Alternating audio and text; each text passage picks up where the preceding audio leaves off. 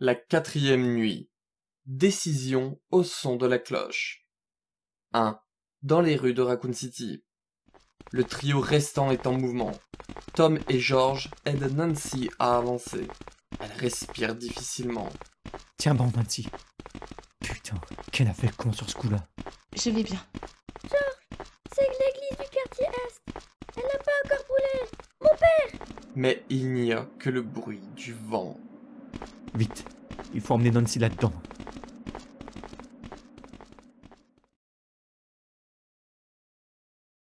« 2.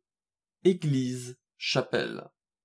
La porte s'ouvre en grinçant et 3 personnes entrent dans la pièce. Il n'y a personne? Mon père? Soudain, il y a un fracas. Ne panique pas. C'est juste un chandelier qui a été renversé par un courant d'air. Nancy gémit. Attends, Nancy.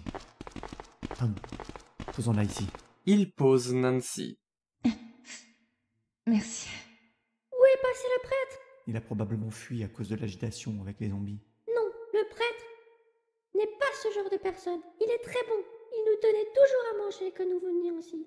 Oui, c'est quelqu'un de très bien. Et- Tiens bon, Nancy. Oh merde, le sang ne s'arrête pas. Je vais chercher des médicaments. Tu sais où il se trouve? J'ai été blessée une fois et j'ai été amenée ici. Le prêtre m'a emmené dans une pièce éloignée et a soigné mes blessures avec des médicaments.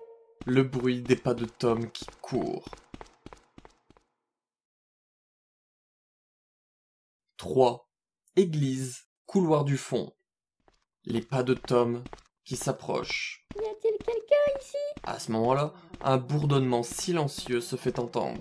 Quel est ce bruit? Il vient de cette pièce. Il saisit la poignée, la tourne et la porte s'ouvre en grinçant. Soudain, le bourdonnement s'intensifie. Il claque la porte.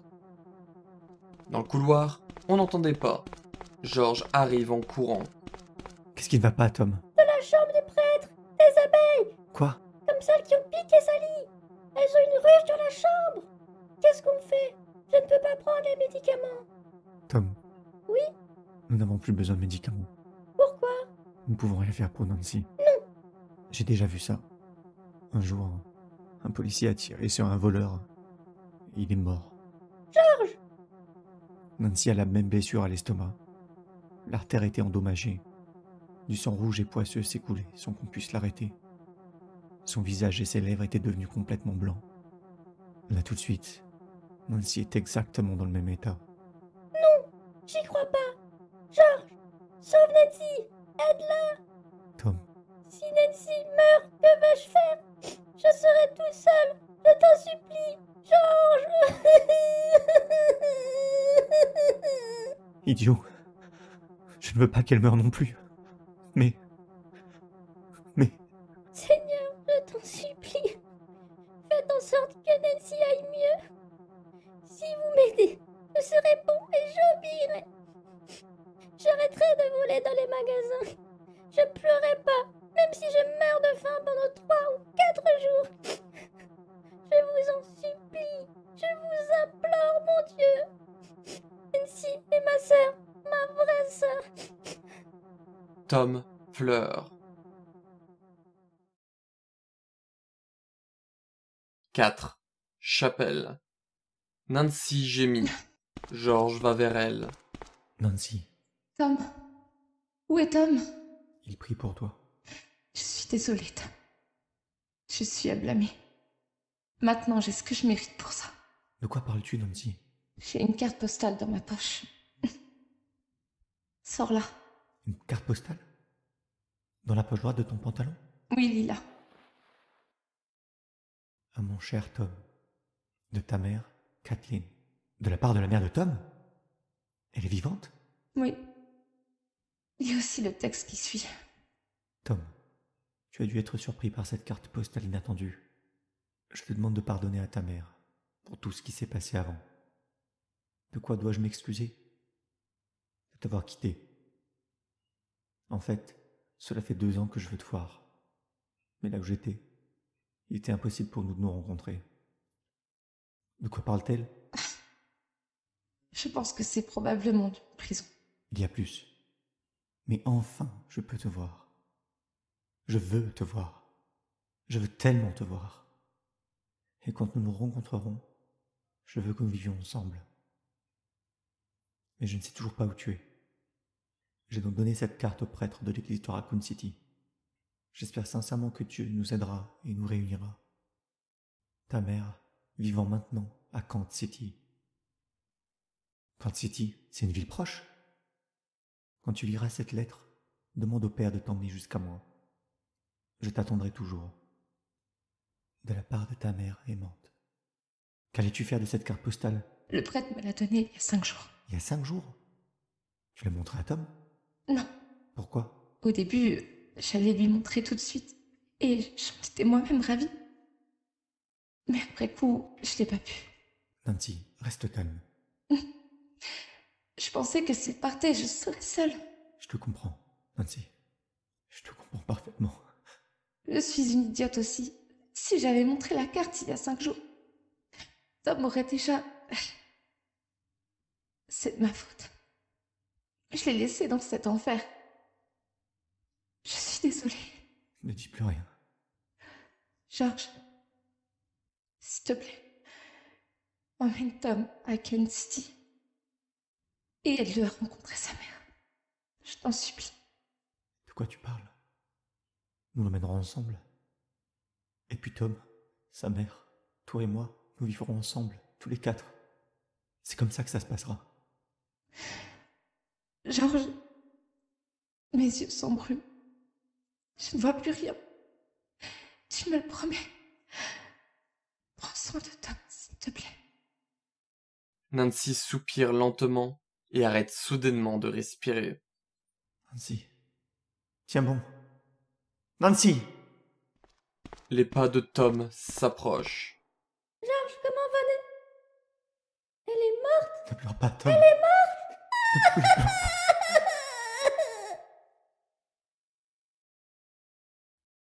5. Le clocher. Les cloches sonnent à toute volée. George et Tom s'arrangent pour faire sonner les cloches. Tom, sonne les cloches plus fort. Pour que Nancy puisse les entendre au ciel. Plus fort! Les cloches continuent de sonner. Nancy, j'exécuterai ta demande quoi qu'il arrive. J'emmènerai Tom à Kent City.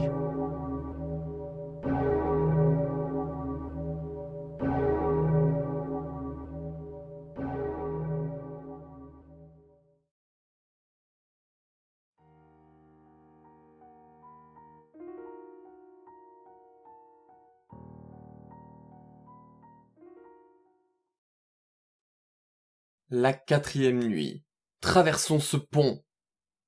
6. Église. Un courant d'air souffle. La porte s'ouvre en grinçant. George et Tom sortent. Tout va bien. Il n'y a pas de zombies. Viens, Tom. Georges, Nos amis sont morts. Sally, Ken, Nancy. Il semble qu'il n'y ait plus personne en vie dans la ville. Raccoon City a plongé dans un cauchemar. Mais nous sommes toujours en vie. Nous avons survécu à tout ce qui nous est arrivé. À ce moment-là, des flammes jaillissent depuis l'église. Elles commencent à brûler. l'église est en feu. C'est moi qui l'ai mise en feu. Quoi? Nancy est morte à cause du tir de Ken. Elle ne devrait pas devenir un zombie. Mais si nous la laissons dans cet état, les zombies pourront la manger. Je ne peux pas permettre ça. Alors j'ai mis le feu. Et j'ai organisé pour elle des funérailles luxueuses. Nancy le mérite. Georges, regarde, près de l'église en feu. Qu'est-ce que c'est? Un dirigeable! Un dirigeable? Il y a quelque chose d'écrit dessus. Ce dirigeable est la propriété d'Umbrella Corporation. Et je regarde par les fenêtres. Attendez, emmenez-nous avec vous. Hey! Il y a un enfant ici! Emmenez-nous avec vous! Hey! Les deux courent après le dirigeable. C'est inutile. Ils montent de plus en plus haut. Merde! Ils nous ont regardés comme si on n'était pas leur problème. C'est à cause d'eux que la ville est devenue un tel enfer. Ils sont pas pressés de nous sauver. On entend un rechargement de fusil. Je ne vous pardonnerai pas. Je vais vous tuer, putain! Georges, arrête. Ce sont des êtres humains. Arrête. Tom. À ce moment-là, Un tir et le bruit d'une fenêtre qui se brise retentit. Une fenêtre du dirigeable s'est cassée. Des zombies. Ces crétins ont pris un zombie à bord et il les a attaqués. Attention, le dirigeable bascule. Ceux qui sont devenus des zombies à l'intérieur vont sortir de là. Il tombe. Le ballon tombe dans notre direction. Allez Tom, cours! Le bruit des pas de deux personnes qui courent. Il y a un gros grincement. Dans un bruit terrible, le dirigeable tombe au sol et une grande explosion se fait entendre. George et Tom sont projetés par l'onde de choc. Ah! Le dirigeable tombe dans un grand fracas. Tom, ça va?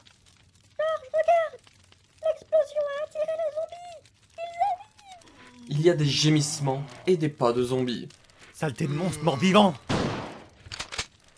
Des coups de feu tirés d'un fusil de chasse. Tom, cours! Le Heaven's Bridge est devant nous. Dès que nous l'aurons traversé, nous sortirons de Raccoon. Cours!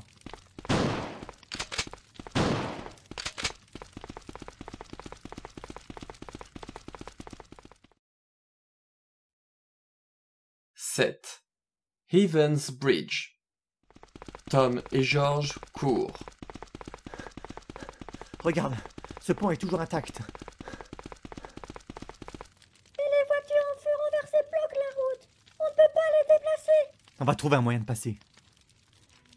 À ce moment-là, on entend des bruits de pas et des gémissements. Une foule de zombies approche. Les zombies arrivent, George. J'en compte une trentaine. Je n'ai que 25 cartouches. Ok, on peut le faire. Traversons le pont. Tom! Soudain, un chien zombie apparaît, grogne et se précipite sur George. Ah! On entend des coups de feu. Mais le chien zombie ne ralentit même pas. Il bondit sur George et le fait tomber par terre. Ah! Lâche-moi! Lâche-moi! Lâche-moi! Bruit de coups de feu. Le chien tombe. Merde. Il m'a mordu. Tu vas bien? Ta main est couverte de sang. La foule de zombies s'approche en traînant les pieds et en gémissant. Tom, vite, va-t'en d'ici. J'ai été mordu par ce chien.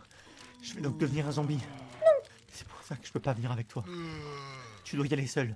Je veux pas y aller. Ne discute pas. Tu dois survivre. Tu traverses le pont et moi je retiens les zombies. Ne traîne pas.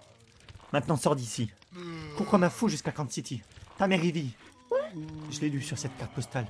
Prends-la. C'est ta mère. Ta mère veut vivre avec toi. Tu le veux aussi, n'est-ce pas? C'est ce que Nancy voulait. Non, pas seulement Nancy. Mais c'est ce que veulent tous ceux qui n'ont pas de famille. Grouille. Vas-y maintenant. Dois-je te botter le cul pour que tu partes? En traînant les pieds et en gémissant, les zombies commencent à encercler George. Cours. Vite. Allez. Coup de feu d'un fusil de chasse. En larmes, Tom commence à courir sur le pont. Tom, libre avec ta mère. Nancy, est-ce que je me suis bien débrouillé? Nancy! Les zombies ont encerclé George. Allez vous faire foutre, bande de monstres! Allez au diable! On entend des coups de feu. Les zombies tombent les uns après les autres. Mais ils ne s'arrêtent pas et continuent de l'encercler. Merde! Merde! George continue de tirer.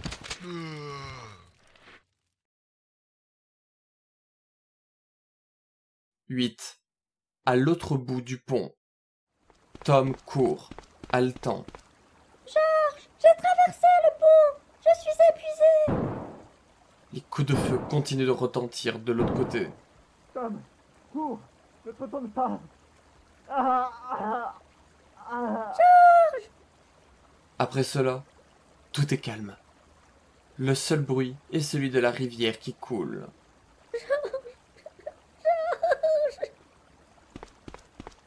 Tom quitte le pont, les larmes aux yeux, et poursuit sa route. 9. Route désertique. Un vent violent se lève. Tom marche. La poussière rend les choses difficiles. Je ne vois rien. J'ai peur. J'ai peur. Tom pleure et continue à marcher.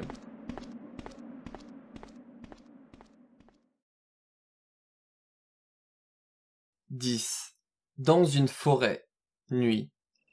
Chant des insectes. Des chiens hurlent au loin. Tom titube à présent. Je suis fatiguée. Tout. Je ne peux pas aller plus loin. Nancy. Le bruit d'un corps qui tombe. Le bourdonnement des insectes. De l'autre côté, un gros camion arrive. Soudain, on entend les freins.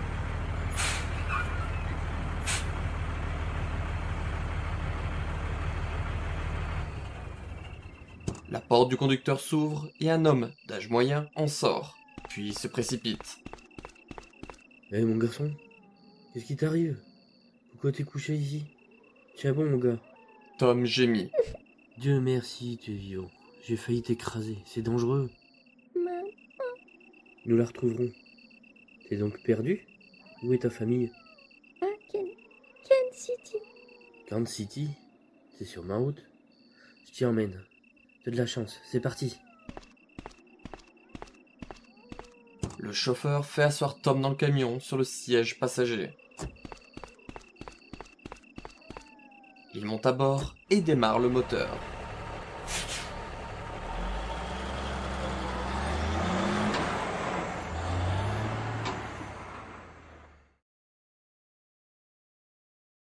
« 11. À l'intérieur du camion. Dis-moi mon garçon, comment tu t'es perdu dans cet endroit? Tu es à 30 km de Kansas City. Mais Tom ne répond pas. On n'entend que sa respiration silencieuse. Ne t'inquiète pas, je vais pas te gronder. Repose-toi et dors bien. Le conducteur allume la radio. De la musique country est diffusée à faible volume. Le ciel est lumineux à l'ouest. Il y a quelque chose qui brûle là-bas. On dirait que c'est dans la région de Raccoon. On dirait un grand incendie. Il y a vraiment quelque chose de gros qui brûle. Les habitants sont probablement très inquiets. Maman. Je suppose que tu parles aussi dans ton sommeil. T'inquiète pas. On se retrouve bientôt chez ta mère. Le camion part.